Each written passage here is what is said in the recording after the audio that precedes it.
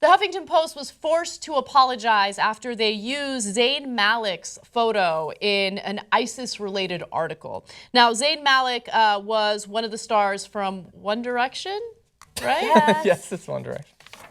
Okay. Well, Backstreet there's Zayn Malik. Okay. The article in question was titled "What ISIS Wants to Destroy the Gray Zone of Coexistence." Now, to give you a sense of what this article was about, and there's the tweet where they apologized. We apologize for the original image here. Zayn Malik is mentioned in the story, but obviously not part of ISIS. So people mistook him as a member of ISIS. And he looks scary to me. Look, I get why Huffington Post did it. Like, the reason why you use pictures in your articles is because it actually increases readership. Like, people will see it, it's easier to see, and if it has a celebrity on it, well, then people are more likely to click on it. So that's probably why they used it, but it was a bad idea, especially because some people will just read a headline and look at the picture. They don't read the substance of the article, so they'll just think that that person is somehow related to a terrorist organization. Hold on, before you get to your comments, though, let me tell you how he was mentioned in the article. Apparently, it said, if you want a more relatable face of the gray zone of coexistence, a success story you've definitely heard of, consider international pop sensation and former One Direction singer Zayn Malik.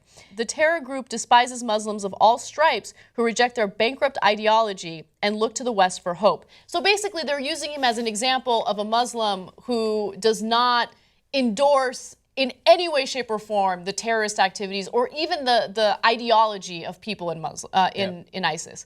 So when he represents the coming together of cultures, the melding, like with every other immigrant group that has come historically into the United States, eventually that's the food we eat, that's the music we listen to, that's what we do is we bring them in. My question though is, I know almost nothing about One Direction. I know that they're very popular. It's a gray zone of music. A gray zone of music, yeah, exactly. ISIS hates that sort of music.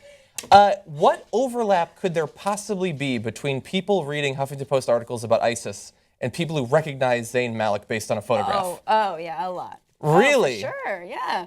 But Zayn's also like didn't he break off to start his own thing? Supposedly. He was gonna go I didn't even know where group. he was from. But it is a big deal that he's Muslim and he's part of a boy band. I mean, I just think this is just, ISIS's jealousy and they need a boy band. Yeah.